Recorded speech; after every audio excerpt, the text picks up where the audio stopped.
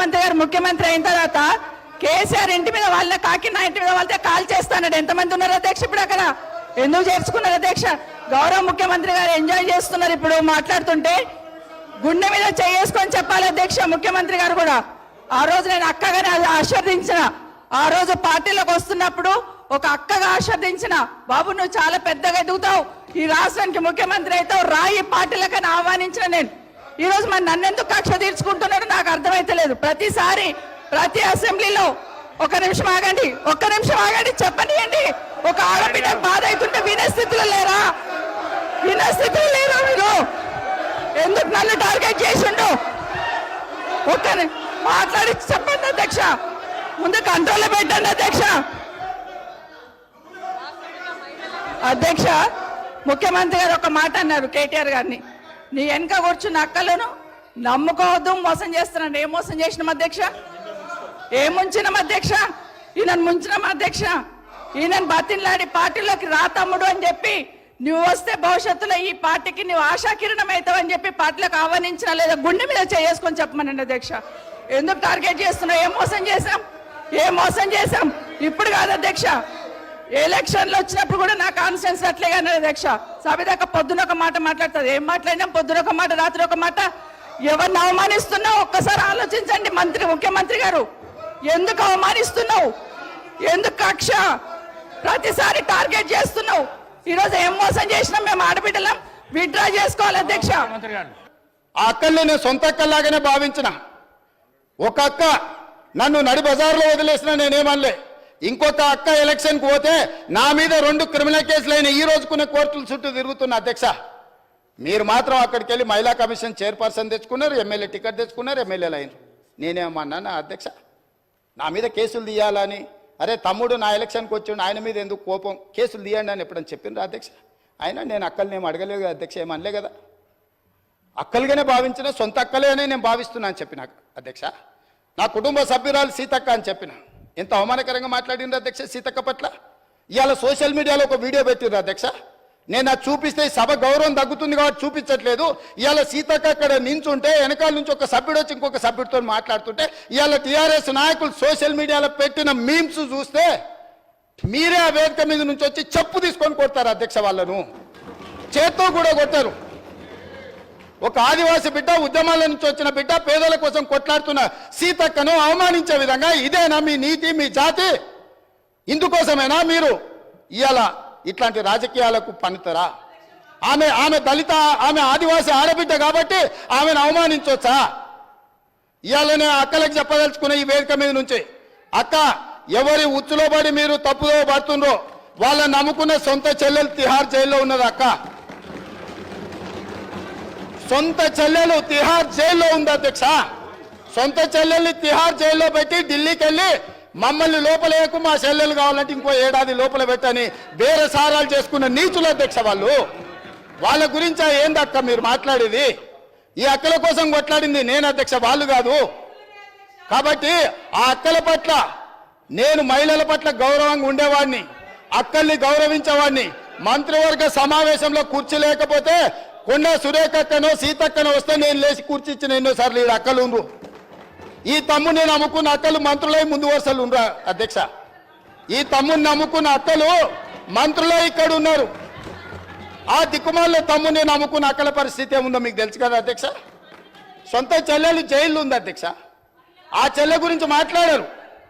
కానీ ఇవాళ రైతు రుణమాఫీని దెబ్బతీయడానికి, స్కిల్ యూనివర్సిటీ ఆలోచనను నిరుద్యోగ యువకులకు ఉపయోగపడకుండా అడ్డుకోవడానికి, ఇవాళ మా మాదిగల సోదరుల ఆకాంక్ష నెరవేర్చడానికి ప్రయత్నం చేస్తే సభకు రారు అధ్యక్ష. ఇంతకుముందు మా సభ్యుడు బాగా చెప్పిండు అధ్యక్ష. ఒకనాడు దళితుని ముఖ్యమంత్రిని చేస్తా అని మోసగించిండు, ఉప ముఖ్యమంత్రి ఇచ్చి బర్తరఫ్ చేసిండు. అట్లాంటి పరిస్థితుల్లో శ్రీమతి సోనియా గాంధీ గారు శ్రీ మల్లికార్జున్ ఖర్గే గారిని జాతీయ అధ్యక్షుని చేసింది అధ్యక్ష. శ్రీమతి సోనియా గాంధీ రాహుల్ గాంధీ గారు తమర్ని స్పీకర్గా చేసి ఆ కుర్చీలో కూర్చోబెట్టారు అధ్యక్ష. మీరా కుమార్ గారిని లోక్సభ స్పీకర్గా చేస్తే తెలంగాణ రాష్ట్రం ఇచ్చింది అధ్యక్ష. మీరా కుమారి గారు నేరెళ్లలో దళితులను కరెంటు షాకులు పెట్టి కొట్టించి సంసార జీవితానికి పనికి రాకుండా హింసిస్తే పరామర్శించడానికి మీరా కుమార్ గారు వస్తే ఎయిర్పోర్టుల్ని అరెస్ట్ చేసిండ్రు అధ్యక్ష. అది వాళ్ళ నీతి, వాళ్ళ జాతి. ఇవాళ ఎందుకు రాడు అధ్యక్ష? మిమ్మల్ని సోనియా గాంధీ గారు, మల్లికార్జున్ ఖర్గే గారు, రాహుల్ గాంధీ గారు స్పీకర్ చేసి అధ్యక్ష స్థానంలో కూర్చోబెడితే మీరు అక్కడ కూర్చుంటే అక్కడ కింద కూర్చోవాల్సి వస్తుందని మీ ముందల కింద కూర్చోకూడదు అని ఇవాళ సభకు వస్తలేడు అధ్యక్ష. ఏ దళితునైతే ముఖ్యమంత్రిని చేస్తాను దళితులను మోసగించిండో, ఏ దళితుని ఉప ముఖ్యమంత్రిగా చేసి అకారణంగా బర్తరఫ్ చేసిండో, ఇవాళ వాళ్ళని అవమానించిన చంద్రశేఖరరావు మైకులో మాట్లాడాలంటే ఒక దళిత బిడ్డను లేచి అధ్యక్ష నాకు మైక్ ఇవ్వు అని అడుక్కునే పరిస్థితి కాంగ్రెస్ తీసుకొచ్చింది అధ్యక్ష. అది కాంగ్రెస్ గురించి మాట్లాడే అర్హత మీకెక్కడుందని నేను అడుగుతున్నా. కాంగ్రెస్ గురించి మాట్లాడే నీతి జాతి సింగిల్ విండో డైరెక్టర్ పోస్టు చంద్రశేఖరరావుకి ఎవరిచ్చారు అధ్యక్ష? కాంగ్రెస్ పార్టీ ఇచ్చింది. కాంగ్రెస్ సింగిల్ విండో డైరెక్టర్ ఇస్తే ఓడిపోయింది అధ్యక్ష. ఓడిపోయినా కూడా సింగిల్ విండో చైర్మన్ చేసిన మదన్ మోహన్ గారు. కాంగ్రెస్ రాజకీయ జీవితం పెట్టిందే వాళ్ళ కాంగ్రెస్. హరీష్ రావు గారు ఏముండే అధ్యక్ష? వార్డు మెంబర్ ఉండేనా? మీరున్నారు కదా ఆ రోజు ఎమ్మెల్యేగా. ఎమ్మెల్యే వార్డు మెంబర్ లేని హరీష్ రావును రాష్ట్ర మంత్రిగా చేసింది రాజశేఖర రెడ్డి కాంగ్రెస్ పార్టీ కాదా అధ్యక్ష? ఇంతకంటే హీనమైన చరిత్ర ఎవరికైనా ఉంటుందా అధ్యక్ష? ఇన్ని విషయాలు ఉన్నా మేము ఇక్కడ ప్రస్తావించదలుచుకోలేదు అధ్యక్ష. అవన్నీ ఎందుకనంటే గొప్ప లక్ష్యంతో స్కిల్ యూనివర్సిటీ తీసుకొచ్చినాం, గొప్ప లక్ష్యంతో మాదిగ ఉపకళాల వర్గీకరణ కోసం మేము ముందుకు వచ్చినాం. గొప్ప లక్ష్యంతో రైతు రుణమాఫీ చేసి రైతులను ఆదుకొని రుణ విముక్తులను చేసి తలెత్తుకొని ఆత్మగౌరవంతో రైతులు తిరిగే విధంగా ఇవాళ ముందుకు తీసుకెళ్లాలి రైతులను. మేమొస్తే వచ్చిన కాడి నుంచి మైక్ ఇస్తేనేమో శాపనార్థాలు, మైక్ ఇవ్వకపోతేనేమో పోడియంలా మొత్తం సమయం తీయండి అధ్యక్ష. ఎన్ని గంటలు మాట్లాడినరో మీరు చూడండి అధ్యక్ష.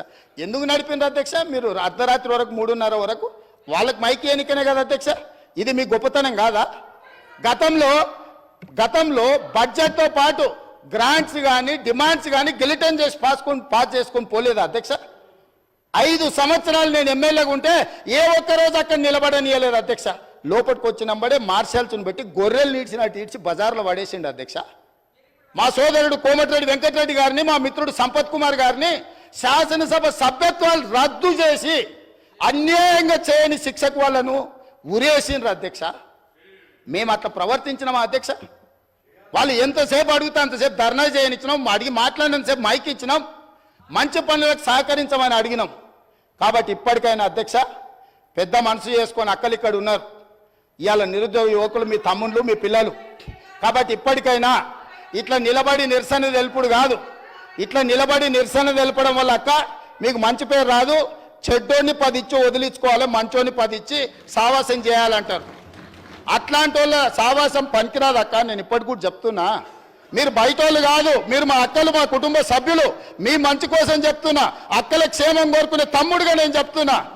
నేను సమాజాన్ని చాలా చూసిన, చాలా కింది నుంచి వచ్చిన, గ్రామీణ ప్రాంతం నుంచి వచ్చిన, ఉమ్మడి కుటుంబం నుంచి వచ్చిన, నాకు అక్క చెల్లెళ్ళు అక్కలను అవమానించేంత నీచమైన జాతి నాది కాదు అధ్యక్ష. చెల్లెలు జైళ్ళు ఉంటే రాజకీయాల కోసం బజార్లలో తిరగటోని కాదు అధ్యక్ష నేను. అందుకే అక్కలతో పాటు వాళ్ళకు కూడా నేను విజ్ఞప్తి చేస్తున్నా, రైతు రుణమాఫీని అభినందించండి, మాదిగల వర్గీకరణకు సహకరించండి, ఆర్డినెన్స్ తీసుకొస్తాం అవసరమైతే, లేకపోతే ప్రత్యేక శాసనసభ సమావేశాలు పెట్టి సుప్రీంకోర్టు ఇచ్చిన జడ్జిమెంటును ఇప్పుడు ఇచ్చిన నోటిఫికేషన్లలో కూడా మా మాదిగ బిడ్డలకు వర్గీకరణ ప్రకారం వాళ్ళకు రిజర్వేషన్లు అమలు చేయడానికి అవసరమైతే తమరి అనుమతి తీసుకొని మా మంత్రుల సహకారం తీసుకొని ప్రత్యేక సమావేశాలు పెట్టి మాదిగ సోదరులను ఆదుకుంటాం అధ్యక్ష. ఏండ్ల కొద్ది దశాబ్దాల కొద్ది నిరీక్షించారు అధ్యక్ష. ఇవాళ వాళ్ళకి ఎంత మంచి సంతోషకరమైన పండుగ రోజు అధ్యక్ష. వాళ్ళ కళ్ళల్లో ఆనందం మనం 10 నిమిషాలు కూడా చూడలేమా అధ్యక్ష? ఎన్ని తరాలు వాళ్ళు నిరీక్షించారు ఈ రోజు కోసము. ఇవాళ ఇన్ని తరాలు నిరీక్షించి వచ్చిన ఒక మంచి అవకాశం వాళ్ళు పండుగ చేసుకునే సందర్భంలో మనం వాళ్ళకి సహకరించాలి కదా అధ్యక్ష. దేవతలు యజ్ఞాలు చేస్తుంటే రాక్షసులు భంగం కలగనికి వచ్చిర్రట. ఇవాళ సుప్రీంకోర్టు మేము మంచి అడ్వకేట్లను పెట్టి వాదించిపిచ్చి మేము ఇవాళ జడ్జిమెంట్ తీసుకొచ్చి దామోదర రాజనరసింహ గారు ఇక్కడనే ఉన్నారు, వారిని పిలిచి అడ్వకేట్ జనరల్ని పిలిచి 4 గంటలు నేను సమీక్షించి ఇది నిర్లక్ష్యం చేయడానికి వీలు లేదు,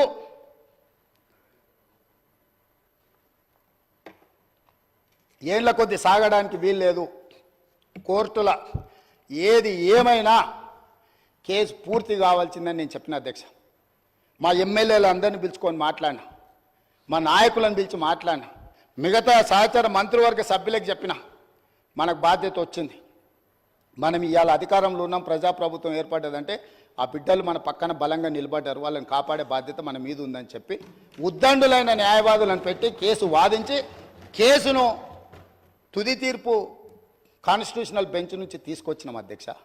ఇంత సంతోషకరమైన వార్త వాళ్ళకు వచ్చినప్పుడు ఆ పిల్లల్లో మనం కలిసిపోయి వాళ్ళ ఆనందంలో భాగస్వామ్యం తీసుకోవాలి అధ్యక్ష, పంచుకోవాలి వాళ్ళలో భాగం. ఎందుకంటే ఈ అధికారం వాళ్ళు ఇచ్చింది అధ్యక్ష.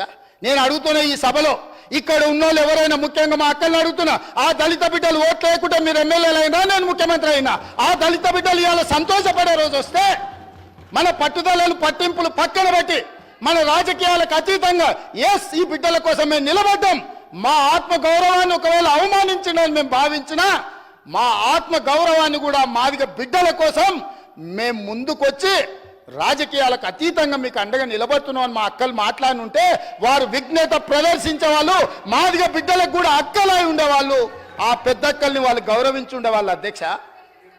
ఒక దొర చేతిలో దొర పండిన కుట్రలో ఇవాళ మా అక్కలు చిక్కుకొని ఇటు బయటికి రాలేక అటు లోపల ఉండలేక ఈరోజు మదన పడుతుంది. మీరైనా దారి చూపించండి అధ్యక్ష మా అక్కలకు. మీరైనా, మీకు కూడా దగ్గర చాలా పరిచయాలు ఉన్నాయి కదా, మీకు తెలుసు కదా అధ్యక్ష, నాకు తెలుసు కదా మీకున్న పరిచయాలు కానీ, అందుకే మీరైనా మార్గం చూపించండి అక్కలకు. అదేవిధంగా ఏది ఏమైనా ఈ స్కిల్ యూనివర్సిటీ మీద మా భారతీయ జనతా పార్టీ సభ్యులు, మా మిగతా సభ్యులందరూ కూడా ఈ స్కిల్స్ యూనివర్సిటీకి అండగా నిలబడ్డందుకు అందరి పక్షాన, తెలంగాణ నిరుద్యోగ యువకుల పక్షాన అండగా నిలబడ్డ ప్రతి ఒక్కరికి మనస్ఫూర్తిగా ధన్యవాదాలు తెలియజేస్తున్నా అధ్యక్ష. అదేవిధంగా మా ఎంఐఎం ఫ్లోర్ లీడర్ గారు సూచన చేసిండు అధ్యక్ష, సంతోషం. వారు ఇచ్చిన సూచనని పాటించడానికి మాకు ఎలాంటి అభ్యంతరం లేదు. వారు ఇచ్చిన సూచన మేరకే నేను కూడా లేచి మిమ్మల్ని రిక్వెస్ట్ చేసిన, వాళ్ళకి మైక్ ఇవ్వండి అధ్యక్ష, ప్రధాన ప్రతిపక్షం మాట్లాడాలని. మైకు తీసుకున్నారు, మాట్లాడిండ్రు, వాకౌట్ చేసి వెళ్ళిపోయినారు అధ్యక్ష. ఇదా అధ్యక్ష? మా మిత్రుడు కూడా అర్థం చేసుకోవాలి, మాట్లాడేసి మైక్ ఇస్తే మాట్లాడతాం, మేము ఏది వినాం, మేము పోతాం. ఏం పద్ధతి అధ్యక్ష? ఏం పద్ధతి? మీరు మైక్ ఇవ్వనంతసేపు ఇక్కడ ఉన్నారు, ఎవరిని మాట్లాడనియలే, మైక్ ఇచ్చిన ఎంబడే మాట్లాడేసి వాకౌట్ చేసి వెళ్ళిపోయినారు అధ్యక్ష. ఇదే నా అధ్యక్ష న్యాయము. అందుకే ఇక చర్చలు వాళ్ళ నుంచి మనం ఏం ఆశించలేము అధ్యక్ష. వాళ్ళ నుంచి ఏమన్నా ఆశిస్తే కుక్కతోక పట్టుకొని గోదావరి ఈదినట్టే అవుతుంది అధ్యక్ష. కుక్కతోక కట్టె కట్టినంతసేపే చక్కగా ఉంటుంది అధ్యక్ష, కట్టె తీయంగానే అది 3 వంకరలు తిరుగుతూనే ఉంటుంది. వాళ్ళ బుద్ధి కూడా గట్లాంటిదే. వాళ్ళకు దేవుడు జ్ఞానం ప్రసాదించాలని కోరుకుంటూ ఈ స్కిల్స్ యూనివర్సిటీ బిల్లును ఆమోదింపజేసి 4 గంటలకి ఇక్కడ నుంచి అందరు ఎమ్మెల్యేలకు, మంత్రులకు నేను మా శ్రీధర్ బాబు గారి తరఫున ఆహ్వానం పలుకుతున్నా. ముచ్చెర్లలో 4 గంటలకు స్కిల్స్ యూనివర్సిటీ ప్రారంభోత్సవ కార్యక్రమం టెంకాయం కొట్టుకుంటున్నాం, ఒక మంచి శుభకార్యం పెట్టుకున్నాం. మీరందరూ కూడా రావాల్సిందిగా ఆహ్వానిస్తూ మీ దగ్గర సెలవు తీసుకుంటున్నాం.